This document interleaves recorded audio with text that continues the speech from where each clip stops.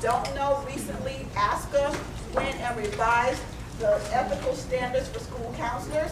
So we wanted her to come and share with you all some of those things so that you all know how to go out and execute them in your everyday work. As you all know, we use professional judgment more than any other professional in education. And so I could stand up here and go on and on about Dr. Stone, about the number of books that she's written, about the number of people she's been in front of. But what we're going to do this morning is soak in the opportunity that she's here with us. And so without further ado, I'm going to introduce to you all Dr. Carolyn Stone.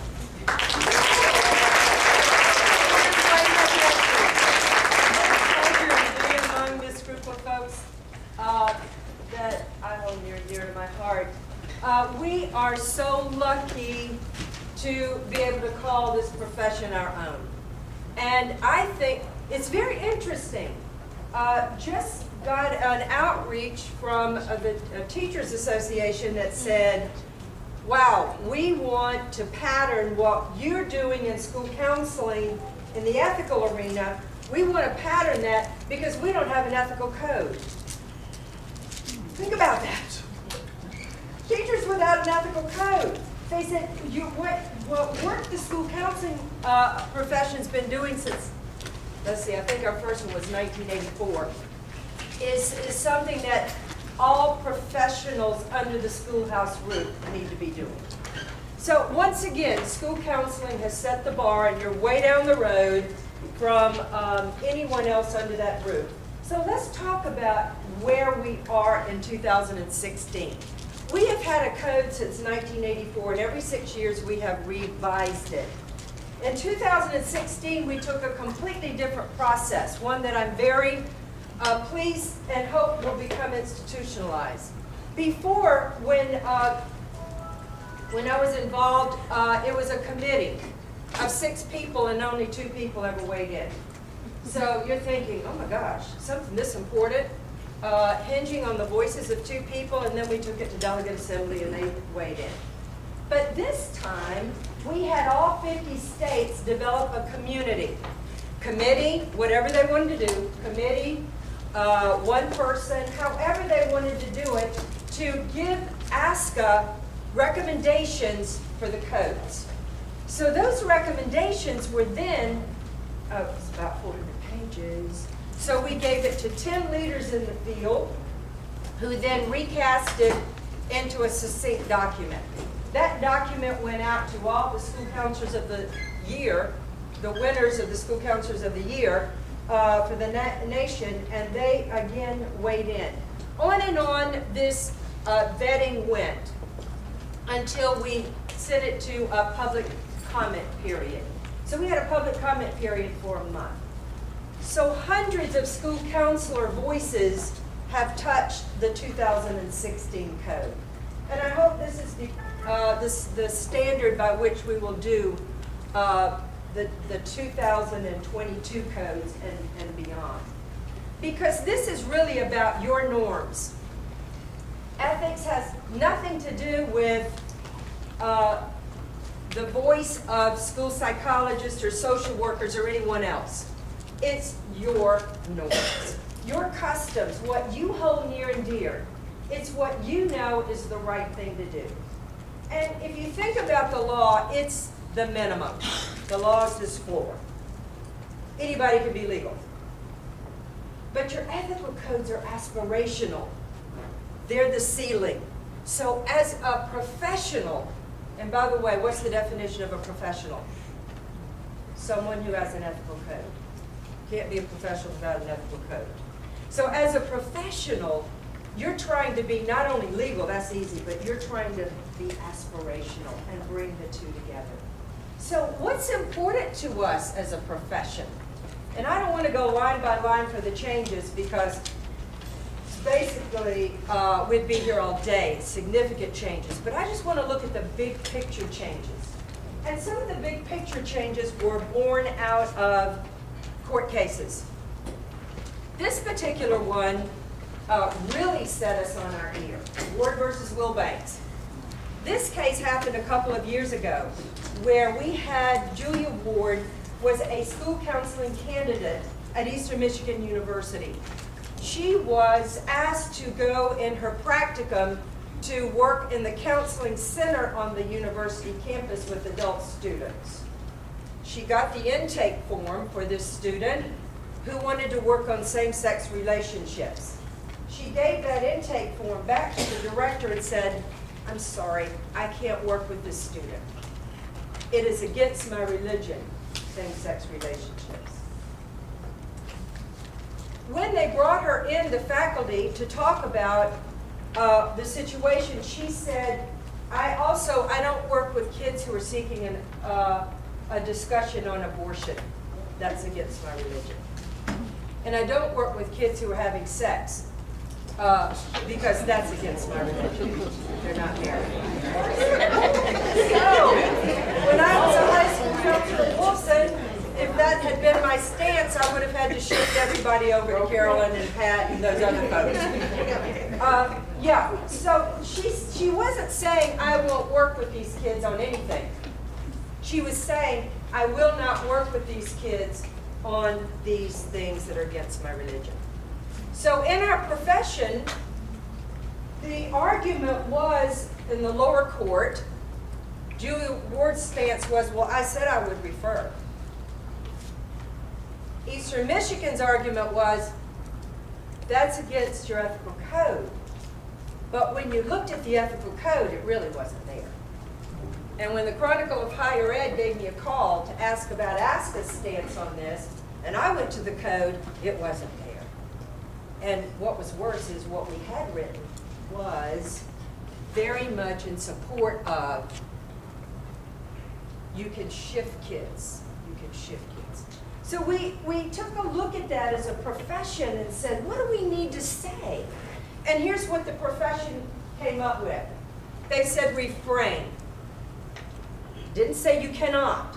It says refrain from referring based on your personal values, worldview, etc. And seek. Please seek additional training and supervision if you're about to impose your values on somebody else's kid. Are you entitled to your religion? Yes. Absolutely. Nobody can step on your religious beliefs in this country. They can try, but they shouldn't be trying, because that's a bad thing. You are entitled to your religious beliefs, but what you have to filter as a school counselor is that ethically you must affirm all students. Do you have to affirm their behavior? No.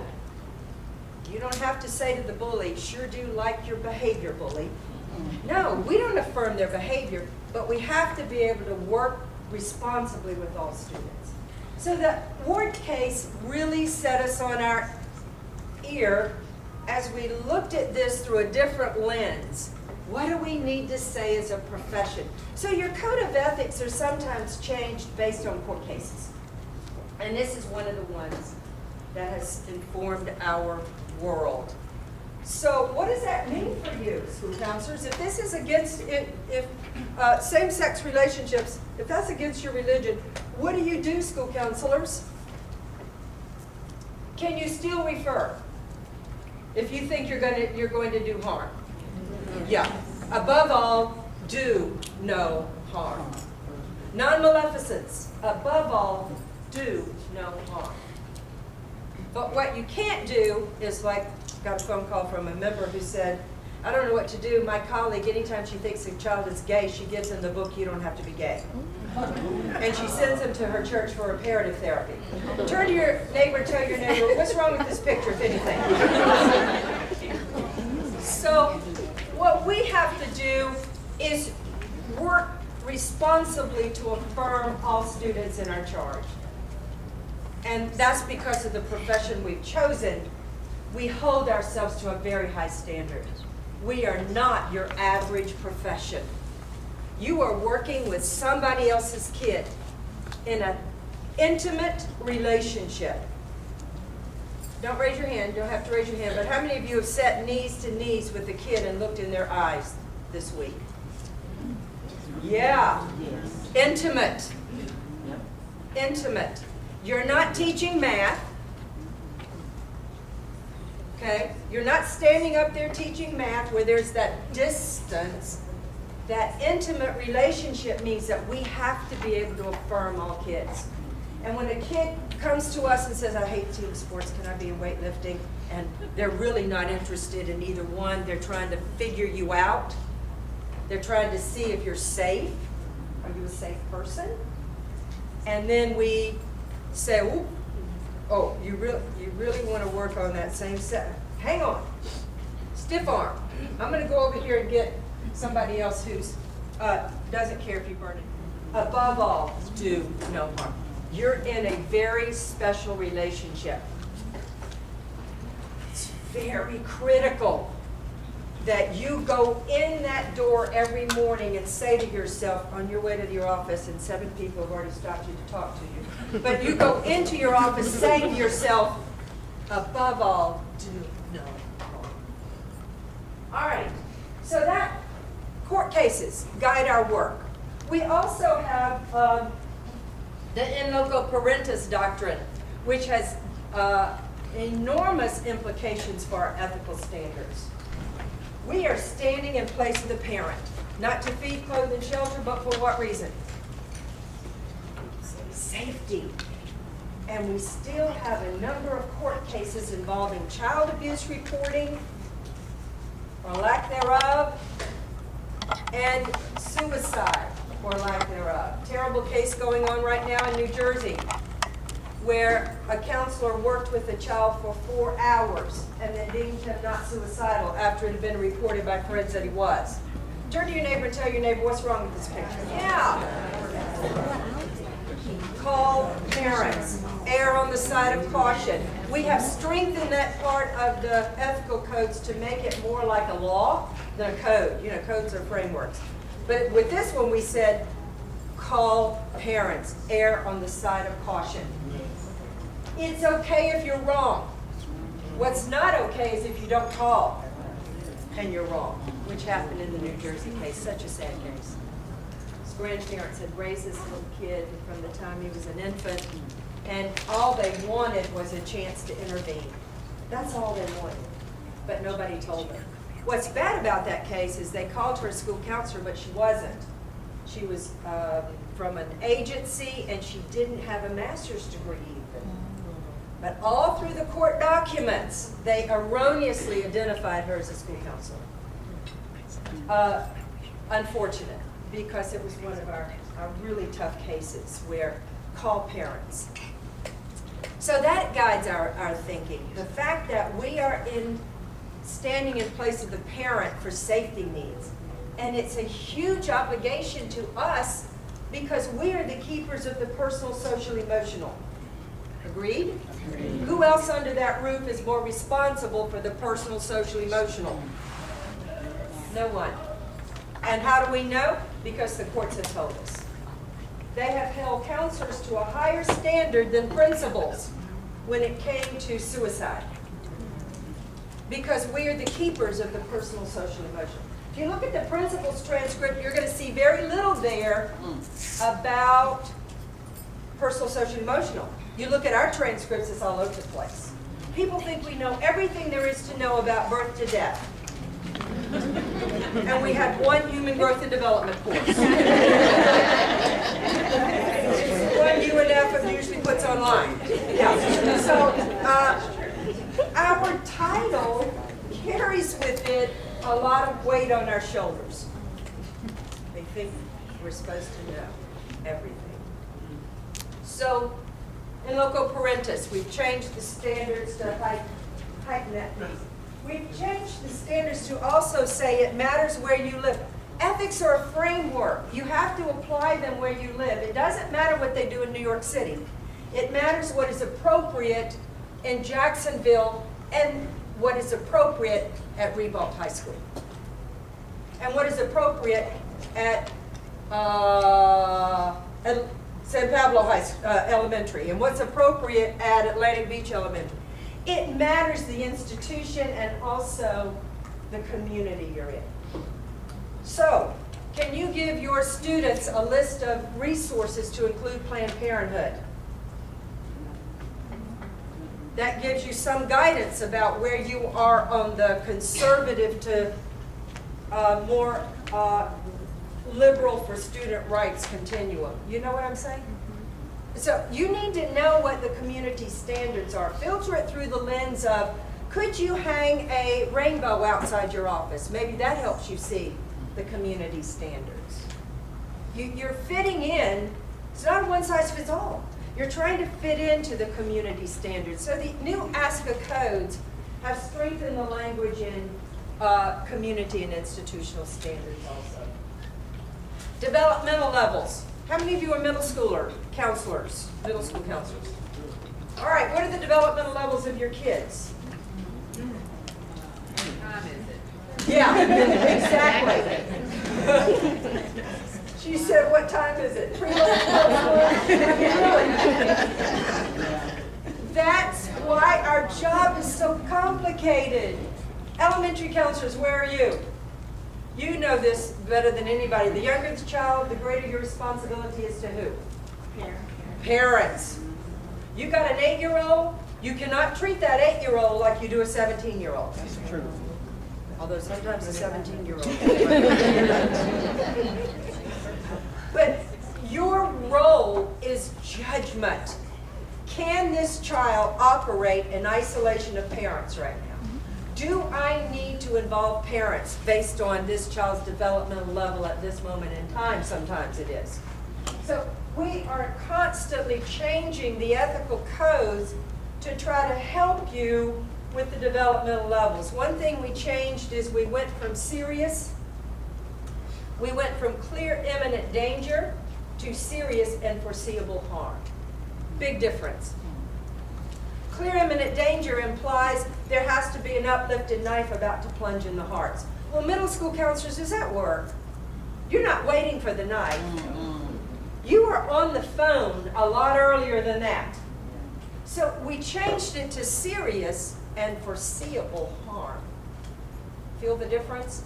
It gives you an open door to use your judgment, to consult with the supervisors of guidance or your peers, to find out what they would consider the appropriate thing to do. So it opens the door and allows you the opportunity to use more of your good gray matter on these issues, because we are not working in a one-size-fits-all profession. Would anybody enjoy that? No, no, no. You chose this profession because you like not knowing what to do every day.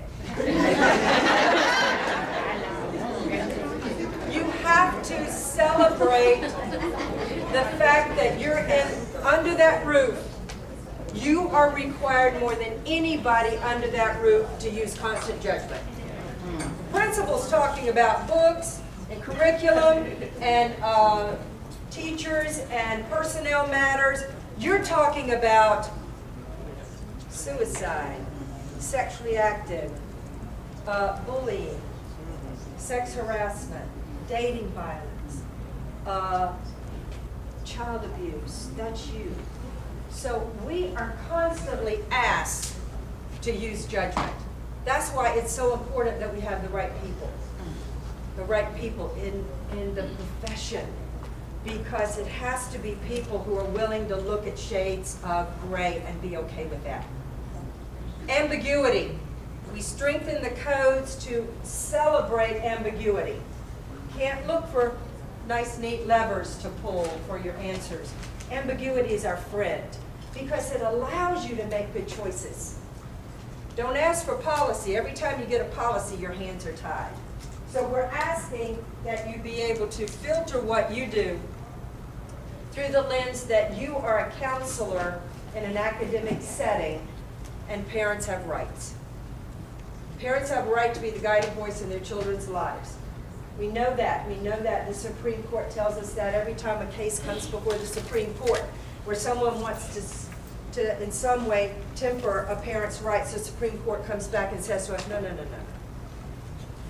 3 reasons why you can't equate the rights of minors with those of adults: their peculiar vulnerability, their inability to make informed decisions, and the one we really pay attention to, parents' rights to be the guiding voice in their children's lives.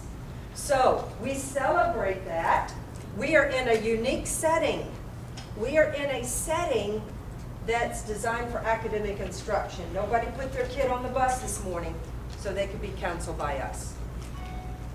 So that clinical therapeutic piece, that is not us. Be okay with that. Is that okay? You have 600 clients. Is that okay when somebody says to you, but you may be the only one in this kid's life? Right, and I'm also the only one in 600 kids' lives who need to know the relationship between what they're doing now and their future. I need to be in those classrooms doing career and college advising and academic advising. And I need to be looking at the data to see who's left out of the success equation. I cannot be all things to all people, because if you ask me to be a clinician, that's 5% of my population. What about the other 95? So I make no apologies when somebody wants to put that on me. Yes, but what about? I make no apologies. I am here for all students, and your ethical codes tell you that in 2004, we revised the codes to put the equity piece in there. And it was very strong. It says you cannot be ethical if you do not look at equity. It's not just a good thing to do anymore. In order to look at equity, we have to look at our entire population and see who's being left out of the success equation. And yes, we do more still for some than we do for others, but don't apologize when you can't do 50-minute sessions for only 30 of your students. Because if you do 50-minute sessions once a week, guess what? You're going to meet 30 students' needs. So look in the eyes of that other 5. I had 660 A through DEs when I was at Wilson. I would have to look in the eyes of 630 and say, shh, sorry, cannot tell you what you need to know in order to close the information gap. Because I have to put all my focus back here on these students. Is that, why do people put that on us? And maybe it's not happening here. But I resent that when somebody says to me, but you may be the only one. Yeah, I cannot cure eating disorders. Okay? I know that about myself. I cannot cure some of these issues that people say, well, you may be the only one. Yeah, I'm going to be there for that kid, but it's not going to be in a clinical therapeutic role. I'm going to be there for that kid in other roles, but not a clinical therapeutic. So we try to do a good job in these codes to give you the ethical imperative that you don't have to be a clinician. In fact, the model says, you know, it has the ASCA model has the appropriate and inappropriate. Inappropriate is clinical therapeutic. First of all, we don't train anybody that way at UNF to be a clinician. I don't know about the other universities, but unless they're a mental health program, DSM and all that, even then, are you prepared to be a clinician for incest survivors? No, but when I was supervisor of guidance, got a phone call from a mom, my child won't go back to school, ex-high school.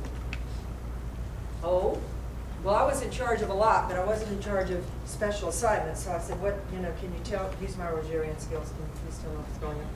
And she said, my child was in a group for incest survivors at ex-high school. And the kids talked, and now she won't go back to school. Turn to your neighbor and tell your neighbor 5 reasons why that group should not have happened in a high school in Jacksonville, Florida. All right, what did you hear? Confidentiality. Thank you. Confidentiality will be breached. That's the posture ASCA says you have to come from. You can't say, well, it might be. You have to come from the position that it will be, ASCA ethical codes tell you. That's the only way to be ethical. Otherwise, you won't keep kids safe. Because are you the one person in America who's been able to get 12-year-olds not to talk? Yeah. After a workshop one day, I had a young man come up to me and he said, you know, I've been doing small groups for 12 years and I've never had a student breach confidentiality. If we come from that position, we're not going to be watching what we allow kids to say in front of each other. In the heat of the moment, in the emotion of the moment, they may say a great deal, which they regret later when they're arch enemies with those girls in that group, in the hallways. Whatever kids say in front of each other, you have to say, this is going to be on Twitter in 30 seconds. Yeah. And there's probably something new now, not Twitter, I don't know. Snapchat, thank you. So, academic instruction, we have to filter what we do through the lens that we're in an academic setting. All right? So ASCA codes, please look at them, especially the group section, which is very different now. The whole section on small groups. We want to do small groups. We just want to make sure we don't let kids say things in front of each other that's going to hurt them. All right, what else? How about your curriculum? We had a court case that has given us some guidance, actually 2 court cases, recent ones, that said, you know, families don't have an absolute right to decide what your school counseling curriculum will include. Boy, that's a new one.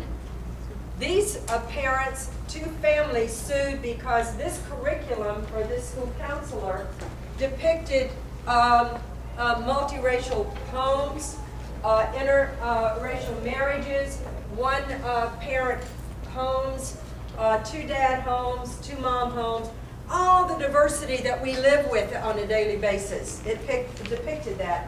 And mom said, we don't want our children in there because of the 2 dads and the 2 moms.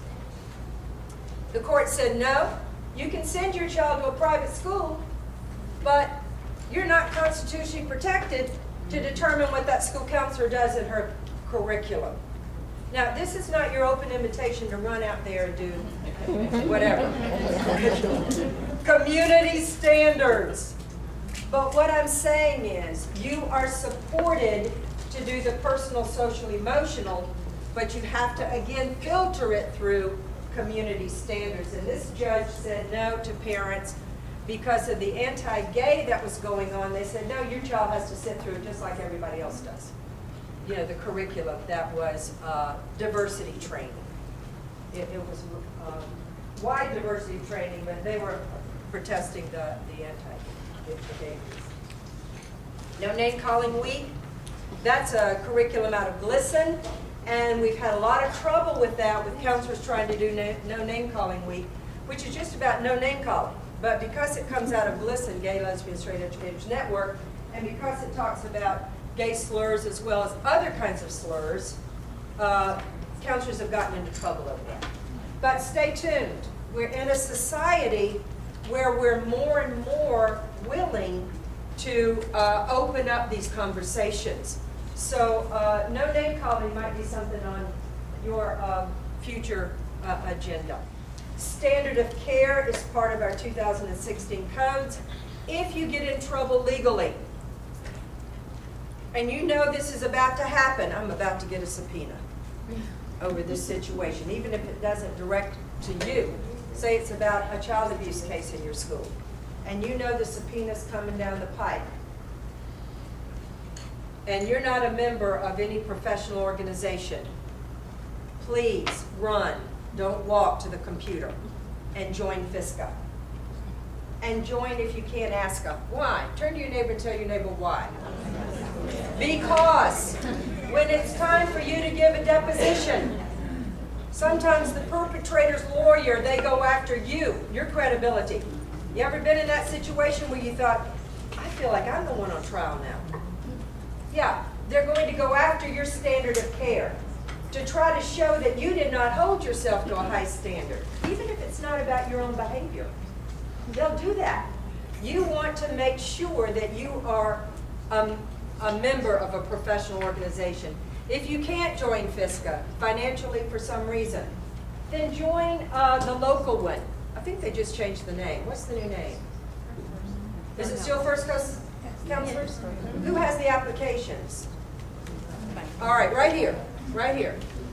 Go see these folks, please. How much is it? $20 for professionals, $10 for students. All right, so $20. You have to be a member of a professional organization, or you're saying, with your standard of care, I don't care about my professional obligations. I don't care.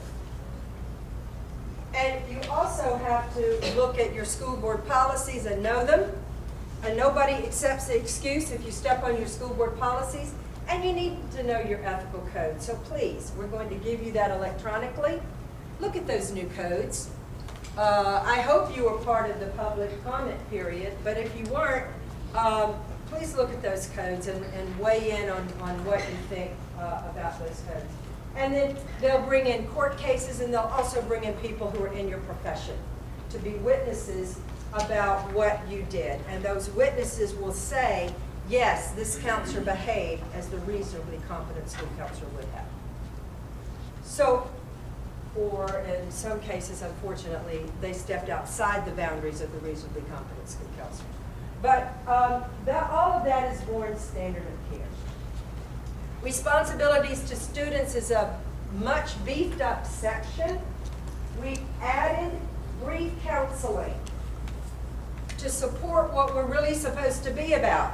So if somebody tries to write you into an IEP where you are stuck doing 30-minute counseling once a week for an entire year, that is wrong. That is wrong. Wrong. All right, Carolyn. Now you know mineism. When somebody tries to tie up our time under what appears to be a very good reason. No, no, no. I'm here for all students, not 5%. And you have no right to dictate my time. So, we've tried our very best in a white paper that's being written now, and also in the ethical codes, and also in the Ask a Model, to say this is inappropriate. It's like saying only a small percentage of your students deserve you. Not good. All students deserve a school counseling program. We also changed to put more on gender identity because of the media. It's just sweeping schools that kids who used to come out in their 20s now come out much earlier. I think the mean age now is around 16. So that impacts us. Are you feeling the change? Yeah. So we had to put in more, we wanted to put in more language about gender expression. Informed consent, we talked about that. We had to put in more language about informed consent because that small group on incest, that kid had signed to be in the group, the incest survivors group. Did she give informed consent? No. Because in order to have informed consent, you have to have knowledge, voluntarily be there, and you have to have confidence to understand the implications of talking about your incest survivorship in front of other kids. She did not have that confidence. Even though she was 17 years old, she did not have that confidence. So I don't think we can get informed consent in schools. I think we try. We really, really try hard, do we not? We say all the right things. You know, we pledge allegiance to the informed consent imperative, the confidentiality, all of that. But we have to say to ourselves, we have to be the keeper of informed consent. It rests on our shoulders. Kids just are not able to do that, even though we should still try. Confidentiality, new additions on that. About electronic communication and highly sensitive information, and how we try to support students' confidential information in stored data. what we need to know about stored data and supporting that. We also have a whole brand new section on data-informed practice. I don't know why it took us this long to do that, because data-informed practice has been around forever. Well, it's been around a long time. I remember in 1995, Laurel Anderson and I standing up in front of the school counselors then, and some of you might have been there at that time in 95, and talking about data-informed practice. That was what, 21 years ago? Yeah, so Duval County's been talking about data-informed practice for a long, long time, as the rest of the nation. It's in the water stream. It's not an option. It's not, gosh, if I can find time in my day, I will do this. It is looking at baseline data, seeing who's left out of the success equation, and doing something about it. Putting some interventions in place. It's a very high-profile role, and one that puts us in a position to have more, I think, power to make systems change. You know, when you can make systems change through data, awesome. For example, high school counselors, you've got a lot of data that can be powerful systems change data. If only certain groups of kids, it seems like, are getting into the more rigorous courses, disaggregate the data and show the powers that be. You know, this is not matching our population. Our population is this breakdown, but our rigorous courses don't match. They should match. They should match. Does that make any sense? So the use of data puts us in a powerful position. Elementary school counselors, it protects your role. So you can, you know, I'd sure like to sharpen those pencils for the test and sort those booklets, but I got to be in the classrooms because I'm working on attendance and discipline referral data. Middle school, there's so much that can be done in middle school around data-informed practice. So it's a whole new section of the ethical code, and I didn't come up with it. No, it was membership. It was membership. It wasn't, you know, one or two people generating this. It was putting this out to 50 state school counseling conference associations and asking for input, and they said, whoa, where's the data piece? So there's the data piece, a whole new section. It's not, wouldn't this be nice, it's an ethical imperative. Mr. Principal, I sure would like to be on all the IEPs. However, my ethical codes tell me that I am to be a data-informed program, that I am to be, therefore, 100%, that I am not to be part of only 5% of the program. And don't start it with, I sure would like to be on the IEPs. You really sure don't want to. But you know what I'm saying. Want to cooperate with you. However, it's ethically against it's against my ethical codes to not do a program that's data informed. And Duval's so far down the road with this. I mean, my gosh, you all have been doing your hippy dippies. New words all through the new codes about college and career planning, about closing the information gap. You don't need to raise your hand, but how many of you are first generation college students? How did you get here? Who told you what you needed to know? Was it an accident? For me, it was just purely an accident. I still don't know how it happened. Just somehow I fell into it. Well, actually, my friend in geometry said, do you want to ride to the ACT this Saturday? And I said, what's the ACT? Seriously. And she said, well, you have to take that in college. You do? So I went and took the ACT. We don't want this to happen to the kids under our charge. We want them to have that college and career advising. So get out of our way.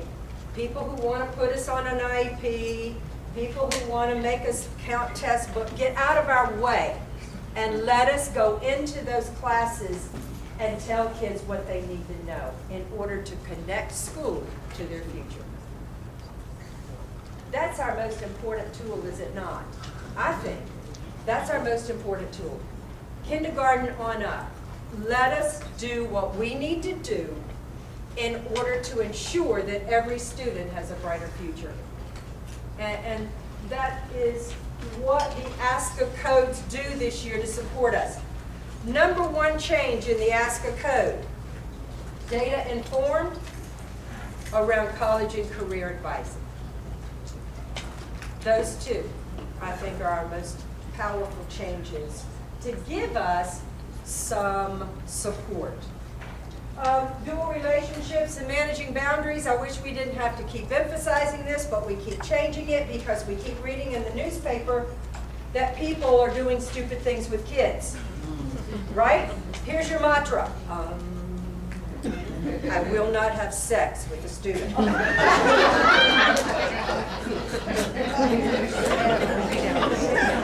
is happening in our profession? Females having sex with students. One really, really sick situation recently you probably read about where she hounded this kid so much, thousands of text messages. 16-year-old, he finally told his parents. And he said to her earlier, I'm not into you. I'm only 16 years old. And she said, I'll wait till you're 18. Okay, this is not going to happen here.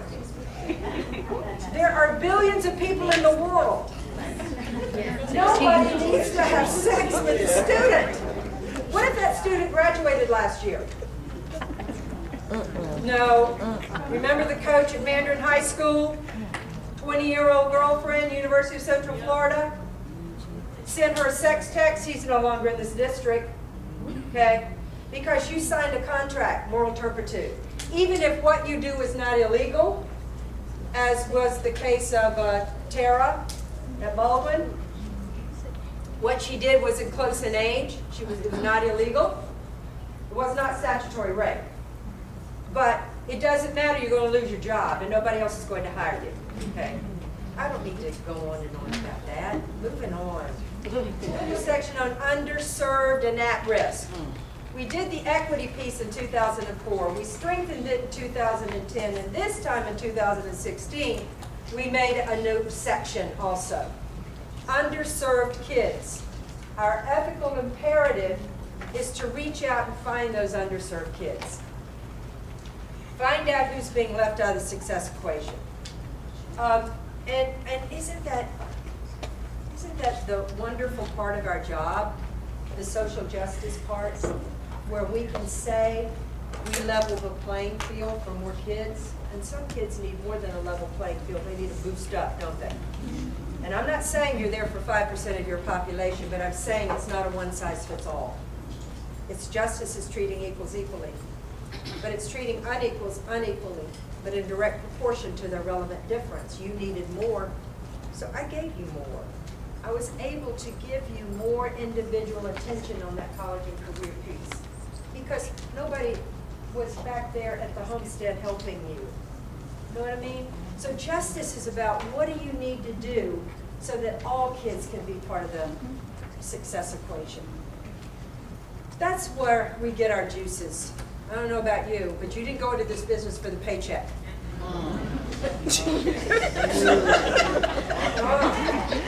Or you're a very bitter person today.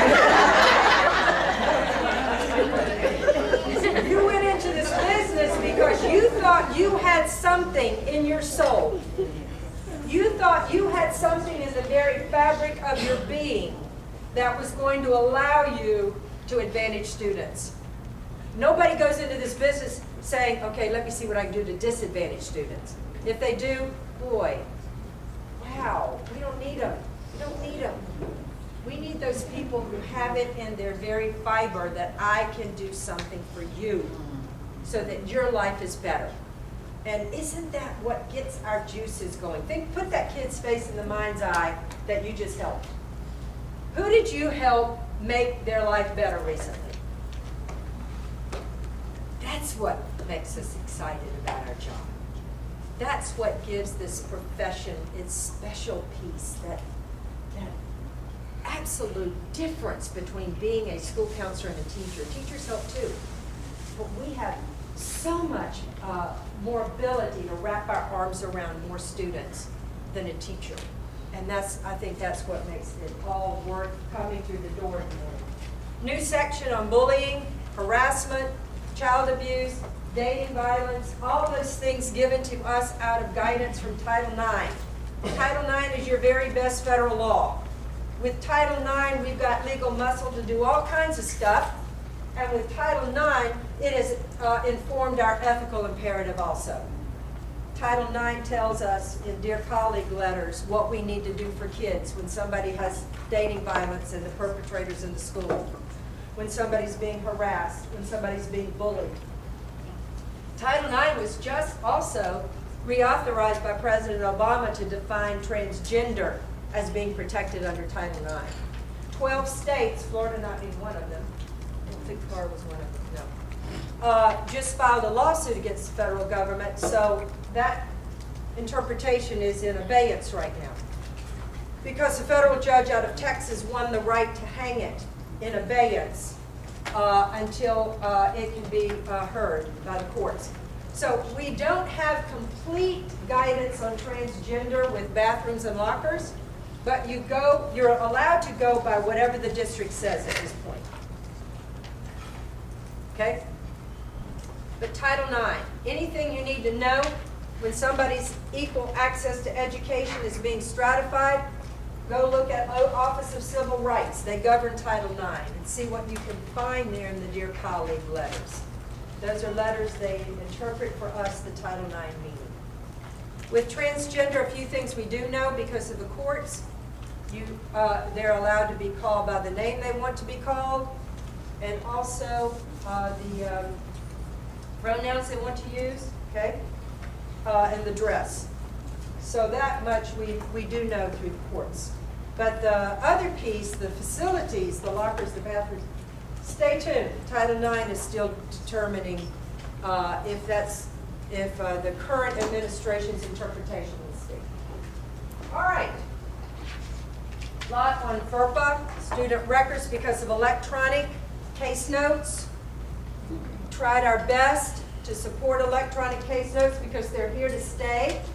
Right now, I don't think there's much happening in Duval County where you have to keep electronic case notes. Good on you with the new Genesis. What's the new Genesis? Yes, thank you. So stay tuned on that one.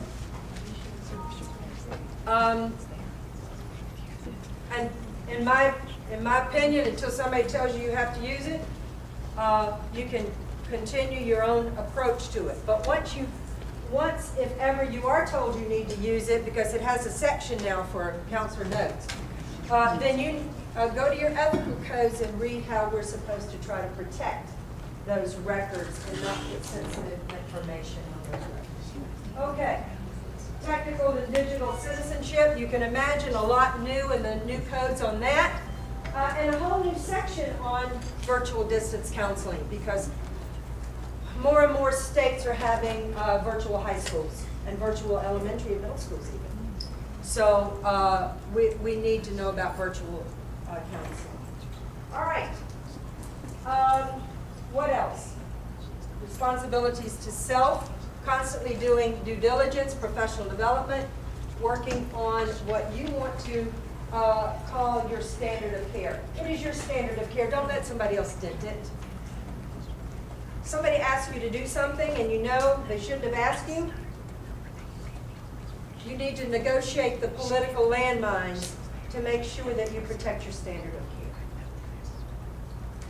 Agreed? Yeah. Does anybody ask you to do something that you know is illegal or unethical? Even if it is a good end for a kid, that's your standard of care. We had a case recently, a couple of years ago, a high school counselor created an entire fake transcript for an Auburn, for a kid going to Auburn. He did go to Auburn to play football, but they discovered it right away. And he had to sit out a whole year. Okay? And when they asked her why she did it, she said, somebody told me to. Do they care that somebody told you to? No. She never would say who told her. But I just read in the newspaper where he was cut from the team. Not for the academic piece, but for other reasons. So nobody did that kid any favor. Nobody did that kid any favor. There might have been academic reasons. They just said attitude and other things that were problems. So responsibility to self, keeping your standard of care intact. We have a whole new section on administrators and supervisors of guidance. They are now part and parcel of those codes. We changed who the codes are, who they apply to include supervisors of guidance, administrators of guidance, counselor educators, even though we're developing a whole new set of standards for counselor educators, ASCA is, school counselor educators that is, we still come under these codes. So if we get in trouble, a court of law can bring these in and say, I see where this code applies to you, supervisor of guidance, and where it applies to you, counselor educator. We need that language in there. So we have a whole new section on administrators and supervisors and ethical behavior to support you, school counselors. And a whole new section on interns, because not everybody's lucky enough to have a Nicole Brown. Yay! We have a partner, and UNF has a partner who carefully vets and places our interns. That does not happen anywhere else that I know of. And it's just random. It's willy-nilly. But our partnership is a strong one. So because not everybody has that, we had to put more language in the codes about intern supervisors. And we thank our Duval County folks for their partnership, because we are nothing at all at UNF without a partnership. Doesn't make any sense to prepare people if you don't have a partnership with the school district. So, maintenance of standards, new place in there. Where we leave off? We leave off here. You are part of a wonderful profession. Groom it, protect it, advocate for it. Get up in the morning and look in the mirror and say, I am going to go to school and advantage as many students as I possibly can, and I hope nobody gets in my way. But if they do, I'm going to be political. I'll do the side step. But I'm going to put my heart and my shoulder to the wheel, and I'm going to make a difference for kids. And also remember that it is a tough profession. Be kind to yourself. Do due diligence. Consult, consult, consult. Seek supervision. Every court case involving a school counselor where they slapped us around, part of why they slapped us around, they said, you didn't consult. You didn't ask anybody. You didn't seek supervision. So seek supervision. Because in our profession, it's a wonderful profession, but no matter what we do, risk follows. You cannot practice risk-free. But you love it, right? You love it. You love the fact that you have to use judgment, and you have to wrestle with these tough situations, because you would be bored if you were a toll taker out there on I-95. Yeah, you would. Without facial tics. If all you did was take the toll and give the receipt, you would be crazy. Yeah. Celebrate the fact that you have to use judgment. Somebody wants to know your opinion. And whether they want to know it or not, give it. Advantages kids, give it. Thank you for letting me be part of your day.